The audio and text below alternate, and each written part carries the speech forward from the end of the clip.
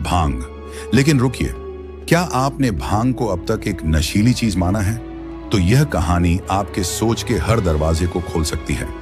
आज हम जानेंगे, क्या भांग सचमुच आत्मज्ञान की ओर ले जा सकती है, या यह सब केवल भ्रम है? इस वीडियो को अंत तक देखिए, क्योंकि जो आप जानने वाले हैं वो आपकी चेतना को झकझोर सकता है। क्या आपने कभी सोचा है कि एक साधारण सा पौधा जिसे लोग नशे की चीज मानते हैं, वो आपको ब्रह्मांड की सीमाओं से परे ले जा सकता है? क्या कोई ऐसा बीज है जो नशा नहीं बल्कि ज्ञान की चाबी हो सकता है? जरा सोचिए, अगर कोई पौधा आपको अपने भीतर की सबसे गहरी चेतना से जोड़ सके, अगर एक वनस्पति आत्मा और ब्रह्मांड के रहस्य खोलने की कुंजी हो, तो क्या आप उसे सिर्फ नशा कहेंगे? आज हम उस गूढ़ रहस्य की परतें खोलेंगे जिसे सदियों से छुपाया गया है। यह कहानी है भांग की, एक ऐसा पौधा जो शिव का प्रसाद भी है और आधुनिक समाज की घृणा भी। एक ऐसी रात जब आकाश पूरी तरह से शांत है, तारे मानो कुछ कहने को तैयार हैं, और एक साधु हिमालय की गुफा में बैठा है, आंखें बंद, शरीर स्थिर, लेकिन चेतना किसी और ही लोक में तैर रही है। क्या वह कोई औषधि थी जिसने उसे इस अलौकिक अनुभव तक पहुंचाया, या कोई साधना? क्या हो अगर हम आपको बताएं कि वह साधु शिव का उपासक था और उसने ध्यान से पूर्व जो ग्रहण किया था वह कोई नशा नहीं बल्कि एक पवित्र प्रसाद। आप भी सत्य की तलाश में हैं तो इस यात्रा में हमारे साथ चलें। चैनल सब्सक्राइब करें और रहस्यों की गहराई में उतरते रहें। भांग एक शब्द जिससे कई लोग डरते हैं तो कुछ आकर्षित होते हैं, लेकिन बहुत कम लोग हैं जो इसके असली रहस्य को जानते हैं। आज भांग को अक्सर ड्रग, नशा, खतरनाक पदार्थ। आप जानते हैं कि यह वही पौधा है जिसे कभी देवताओं का अमृत कहा जाता था? हमारे ऋषि मुनियों ने इसे औषधि नहीं, एक साधना का हिस्सा माना। यह सिर्फ एक हरी पत्तियों वाली वनस्पति नहीं थी, बल्कि एक चेतना को खोलने वाला द्वार, एक दिव्य रहस्य। हजारों साल पहले जब विज्ञान की भाषा नहीं थी, तब भी हमारे पूर्वजों ने इसके गूढ़ प्रभावों को समझा था। भांग को केवल शरीर को प्रभावित करने वाला पदार्थ नहीं, बल्कि मस्तिष्क के अदृश्य द्वारों को खोलने वाला कूट ज्ञान माना गया। लेकिन समय बदला, समाज बदला, और धीरे धीरे भांग की पहचान एक नशे में बदल दी गई। भारतीय संस्कृति के सबसे रहस्यमय और शक्तिशाली देवता महादेव शिव की बात करें तो भांग को उनसे अलग नहीं किया जा सकता। कथाओं में कहा गया है कि जब देवता और असुरों ने समुद्र मंथन किया तो उसमें से हलाहल विष निकला, पूरा ब्रह्मांड थम गया। तब महादेव ने वह विष पी लिया और उनकी तपस्या की अग्नि को शांत करने के लिए भांग को उनके लिए अर्पित किया गया। कहते हैं जब शिव ध्यान में लीन होते हैं तो उनकी चेतना भांग के माध्यम से और भी गहरी हो जाती है। वह सिर्फ समाधि में नहीं जाते, अस्तित्व के परे चले जाते हैं। भांग उनके लिए नशा नहीं बल्कि शिवत्व का प्रवेश द्वार थी। क्या आप जानते हैं कि जिस भांग को आज समाज में केवल एक नशीली वस्तु माना जाता है, उसका उल्लेख हमारे सबसे प्राचीन और पवित्र ग्रंथों में हुआ है? हाँ, अथर्ववेद, जो चिकित्सा, तंत्र और रहस्यमय शक्तियों का भंडार है, उसमें भांग को एक पवित्र पौधा जो भय, चिंता और रोगों को हरता है के रूप में वर्णित किया गया है। यह केवल एक औषधि नहीं बल्कि दैवीय आशीर्वाद के रूप में प्रतिष्ठित थी। इसमें कहा गया है कि भांग मनुष्य की चेतना को शुद्ध करती है और आत्मिक उन्नति का मार्ग प्रशस्त करती है। ऋग्वेद में जिस सोम रस का बार बार उल्लेख मिलता है, उसे लेकर कई विद्वान मानते हैं कि वह कोई और नहीं बल्कि कैनबिस या उससे संबंधित कोई औषधीय संयोजन हो सकता है। सोम को अमृत कहा गया, वह पदार्थ जिसे देवता स्वयं पीते थे और जिससे अलौकिक शक्तियां जागृत होती थीं। वहीं तंत्र ग्रंथों में भांग का उपयोग विशेष रूप से ध्यान, साधना और मंत्र सिद्धि के लिए किया जाता था। कई तांत्रिक अनुष्ठानों में भांग को प्रसाद के रूप में प्रयोग कर साधक स्वयं को भौतिक जगत से मुक्त करते थे, ताकि चेतना को ब्रह्मांडीय ऊर्जाओं से जोड़ा जा सके। स्पष्ट है, भांग केवल एक वनस्पति नहीं थी बल्कि एक प्राचीन, गूढ़ और आध्यात्मिक उपकरण थी, जिसे समझने के लिए ज्ञान और अनुशासन की आवश्यकता थी। भांग को लेकर अगर आप यह सोचते हैं कि यह केवल भारत की परंपरा में रही है, तो आप गलत हैं। दुनिया की प्राचीनतम सभ्यताओं, मिस्र, चीन, तिब्बत, मेसोपोटामिया और मध्य एशिया में भी इसका प्रयोग रहा है। चीन के महान दार्शनिक लाओ त्से ने इसे ध्यान का धुआं कहा। तिब्बती लामाओं ने इसे चेतना की गूढ़ खिड़की बताया। मिस्र के पुरोहित इसे अंडरवर्ल्ड, नेनार, नेत्रलोक की यात्रा का द्वार मानते थे। अमेरिका के इंडियन शमैन इसे आत्मिक सफाई का औजार कहते थे। ये सभी परंपराएं अलग थीं, लेकिन सबने एक बात को माना, यह पौधा केवल नशा नहीं, ये एक रहस्य है। हमारा मस्तिष्क एक रहस्य है। उसमें ऐसे तंत्र और रसायन हैं जो हमारी चेतना, अनुभूति और अनुभव को नियंत्रित करते हैं। भांग, विशेषकर इसके तत्व थीसी और सीबीडी, हमारे एंडोकैनाबिनॉइड सिस्टम पर कार्य करते हैं। ये वही प्रणाली है जो सुख, ध्यान, नींद और अनुभूति को नियंत्रित करती है। कुछ न्यूरोसाइंटिस्ट्स मानते हैं कि भांग का सूक्ष्म उपयोग पिनियल ग्लैंड, जिसे तीसरी आंख कहा जाता है, को सक्रिय कर सकता है।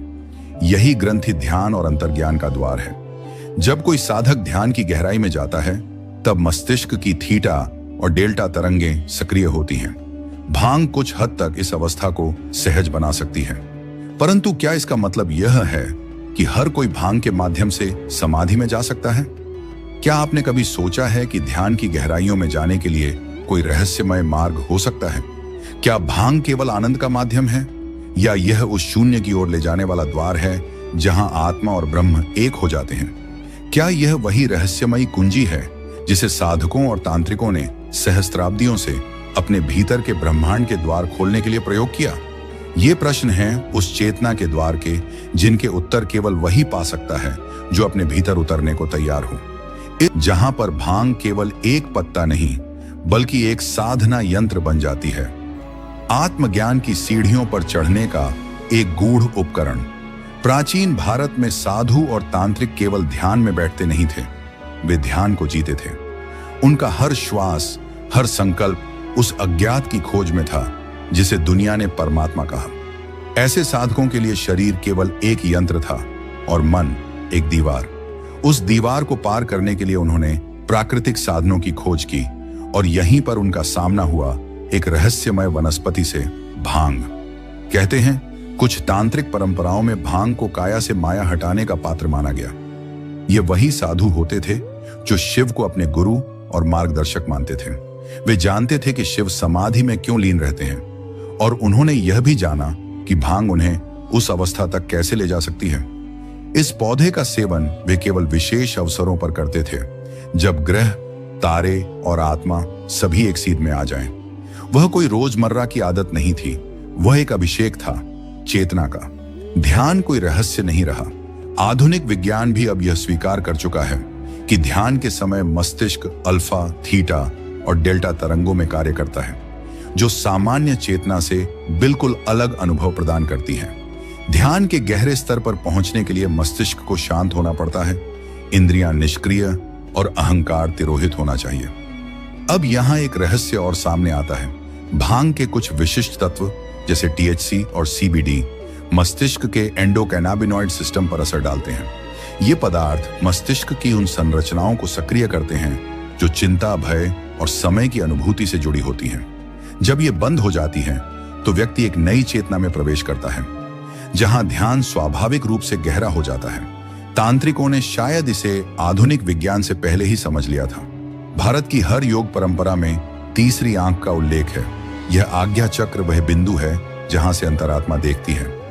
आधुनिक विज्ञान इस चक्र को पीनियल ग्लैंड कहता है, जो मस्तिष्क के बीचों बीच स्थित होता है और मेलाटोनिन नामक हार्मोन का निर्माण करता है, जो नींद, स्वप्न और अंतर्दृष्टि से जुड़ा होता है। कुछ अध्यात्मवादी मानते हैं कि भांग का सूक्ष्म प्रभाव इसी पीनियल ग्लैंड पर होता है। जैसे ही इसका असर शुरू होता है, व्यक्ति का दूसरा बोध सक्रिय होने लगता है। यहीं से वह देखता है वो जो आंखों से नहीं दिखता। तीसरी आंख वह दर्पण बन जाती है जिसमें आत्मा स्वयं को पहचानती है।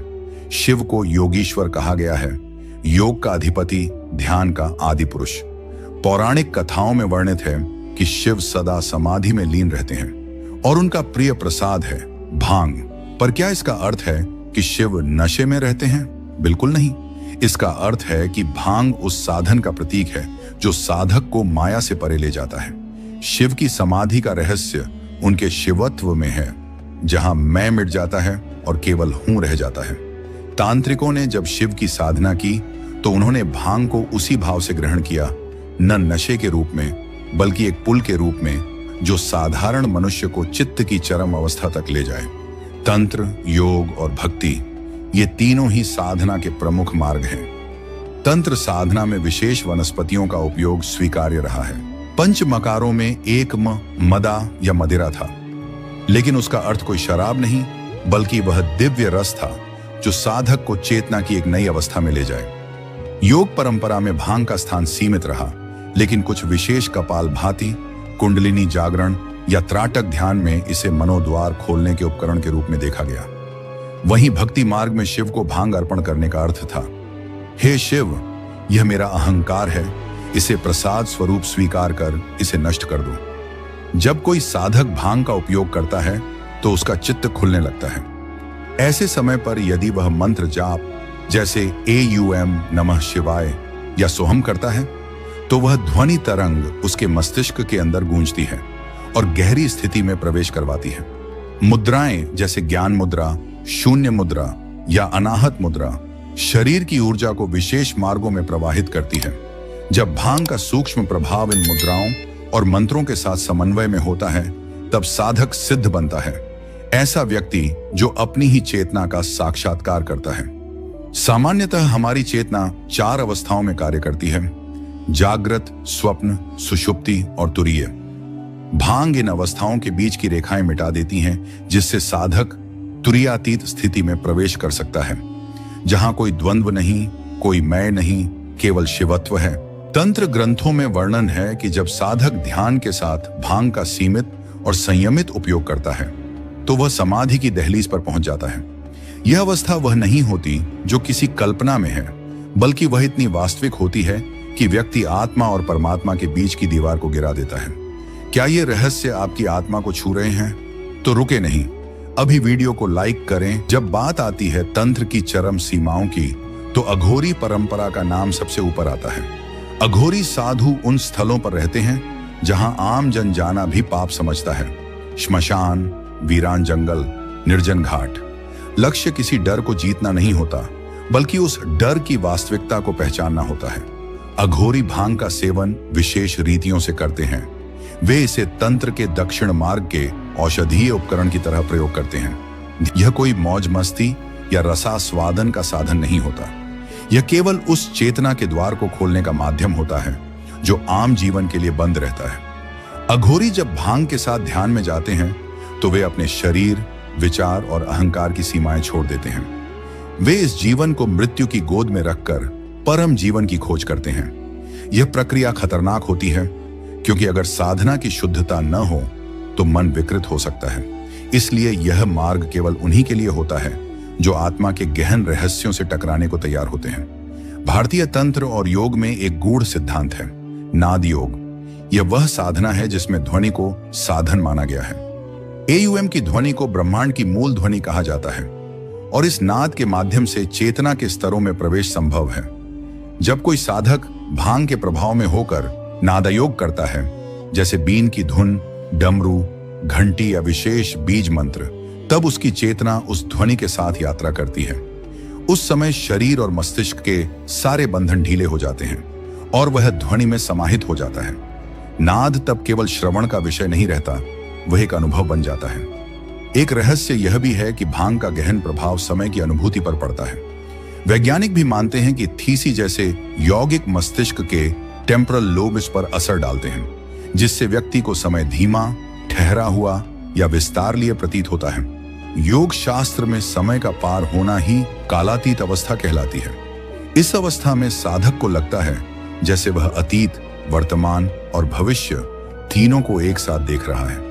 कई साधकों के अनुभवों में यह देखा गया है कि ध्यान की चरम अवस्था में भांग की सहायता से वे अतीत के दृश्यों को पुनः देख सके और कुछ ने तो भविष्य की झलकें तक पाई हैं। क्या यह केवल मस्तिष्क का भ्रम है या वास्तव में चेतना उस स्तर तक पहुंच सकती है जहां समय एक भ्रम है? पिछले कुछ वर्षों में भांग और मेडिटेशन पर कई अध्ययन हुए हैं। अमेरिका और इजराइल जैसे देशों में कुछ वैज्ञानिकों ने यह पाया कि सीमित मात्रा में भांग के सेवन से मस्तिष्क में डिफॉल्ट मोड नेटवर्क धीमा पड़ता है, जो आत्मचिंतन और ध्यान के दौरान सक्रिय रहता है। जब यह नेटवर्क धीमा होता है तब व्यक्ति विचारों के पीछे झांक सकता है, उस बिंदु पर पहुंचता है जहां विचार और विचारक के बीच की दूरी मिट जाती है। यह वही अवस्था है जिसे ध्यान में एकाग्र समाधि कहा गया है। यानी विज्ञान भी अब धीरे धीरे इस दिशा में जा रहा है जिसे हमारे तांत्रिकों और योगियों ने हजारों साल पहले देखा, जिया और सहेजा था। कई आधुनिक साधक जो हिमालय की कंदराओं में वर्षों से ध्यान कर रहे हैं, बताते हैं कि भांग को ध्यानपूर्वक, एकाग्रता से और विशेष मंत्रों के साथ लेने पर मन अत्यंत शांत हो जाता है। एक योगी कहते हैं, जब मैं भांग का प्रयोग करता हूं तो मेरी सांस की गति धीमी हो जाती है, मेरा मन स्थिर हो जाता है, जैसे कोई झील जिसमें एक भी लहर ना हो। उस समय मैं केवल हूं। दूसरे साधक का अनुभव है, भांग मेरे लिए शिव का प्रसाद है। मैं इसे तभी लेता हूं जब भीतर की यात्रा बहुत कठिन हो जाए। यह मुझे वह धक्का देता है जो मुझे मौन की गहराइयों में ले जाता है। यहां स्पष्ट है, यह साधन है, साध्य नहीं। उद्देश्य केवल अनुभव करना है, खो जाना नहीं। भांग एक शक्तिशाली औजार है, लेकिन हर औजार का प्रयोग सावधानी से होना चाहिए। जो व्यक्ति मानसिक रूप से अस्थिर हो या जिसका उद्देश्य केवल नशा हो, उसके लिए यह मार्ग नहीं है। यह अग्नि है, यह तपाए भी सकती है और भस्म भी कर सकती है। सभी प्राचीन ग्रंथों में भांग के साथ साधना का उल्लेख विशेष परिस्थिति, गुरु की देखरेख और संयम के साथ ही किया गया है। यह कोई दैनिक सेवन की वस्तु नहीं, यह यात्रा का साधन है और केवल वही इस यात्रा पर जा सकता है जो भीतर उतरने की हिम्मत रखता हो। यह समझना आवश्यक है कि भांग मंजिल नहीं है, वह केवल एक सीढ़ी है जो ध्यान की ऊंचाइयों की ओर ले जाती है। असली साधना तो उस क्षण शुरू होती है जब व्यक्ति इस सीढ़ी को पार कर जाता है, जब उसे भांग की आवश्यकता नहीं पड़ती, क्योंकि चेतना अब स्वतः ही मुक्त हो चुकी होती है। भांग तब केवल एक स्मृति रह जाती है, उस यात्रा की शुरुआत की जिसने आत्मा को ब्रह्म से जोड़ दिया। भांग, ध्यान, साधना और शिव, ये चारों शब्द अपने आप में एक ब्रह्मांड हैं। जब इनका समन्वय होता है तो साधक केवल बैठा नहीं रहता, वह उड़ने लगता है। उसकी उड़ान शून्य की ओर होती है, जहां कोई शब्द नहीं, कोई रूप नहीं, केवल अनुभव होता है। शायद यही कारण है कि हर शिवरात्रि पर लाखों लोग भांग का सेवन करते हैं। यह कोई मेला नहीं, यह चेतना की सामूहिक यात्रा है। वे सब जानते हैं, कहीं ना कहीं भांग उन्हें शिव के और करीब ले जाएगी। और शिव केवल एक देव नहीं, बल्कि वह अनुभव है जो ध्यान की अंतिम अवस्था में होता है। क्या आप भी उन अनगिनत जिज्ञासुओं में से एक हैं जिनके भीतर एक सवाल कई वर्षों से गूंजता आया है? क्या आत्मज्ञान किसी वनस्पति के सहारे संभव है? क्या शिव की भांग सिर्फ एक मिथक है, या फिर यह किसी गहरे गुप्त सत्य की ओर इशारा करती है? क्या यह एक ऐसा साधन है जिसे समझ लिया जाए तो चेतना के सभी दरवाजे खुल सकते हैं? या फिर यह बस एक भ्रम है, एक मायाजाल जो हमें आत्ममुग्ध कर देता है लेकिन आत्मा से दूर ले जाता है? तो क्या आत्मज्ञान किसी बाहरी वनस्पति के सहारे प्राप्त किया जा सकता है? शायद शुरुआत में हां, लेकिन अंत में नहीं। आत्मज्ञान का अंतिम सत्य तब आता है जब साधक अपने सभी सहारों को छोड़ देता है। मंत्र, यंत्र, भांग, ध्यान की तकनीक, सब कुछ। वह जब केवल शुद्ध होने की अवस्था में पहुंचता है, तब ब्रह्म प्रकट होता है। इसलिए भांग को लेकर यह कहना उचित होगा, यह उस द्वार की कुंजी हो सकती है जहां से यात्रा शुरू होती है, लेकिन वह यात्रा उसी दिन पूरी होती है जब साधक उस कुंजी को पीछे छोड़ देता है। प्रश्न यह है, क्या आप इसके लिए तैयार हैं? क्या आप वह साहस रखते हैं जो माया के पर्दों को चीरकर ब्रह्म से मिलने के लिए चाहिए? क्या आप वह अनुशासन और विवेक रखते हैं जिससे इस वनस्पति को औजार की तरह उपयोग कर सकें, न कि नशे की लत में फंस जाएं? यह रहस्य आपके भीतर है। और इस वीडियो का अंतिम प्रश्न भी, क्या आप उस साधक की तरह हैं जो बाहरी साधनों को छोड़कर अंततः स्वयं की आत्मा से जुड़ता है? या फिर आप अभी भी भ्रम और ब्रह्म के बीच झूलते हुए एक उत्तर की तलाश में हैं? अब जब आप इस रहस्य की गहराइयों तक पहुंच ही चुके हैं, तो अगली यात्रा के लिए तैयार रहिए। अपने विचार कमेंट में जरूर बताएं, और यदि यह रहस्यपूर्ण यात्रा आपको भीतर तक छू गई हो, तो इस ज्ञान को औरों तक साझा करें, क्योंकि शायद कोई और भी है जो इन शब्दों में अपना मार्ग ढूंढ रहा है।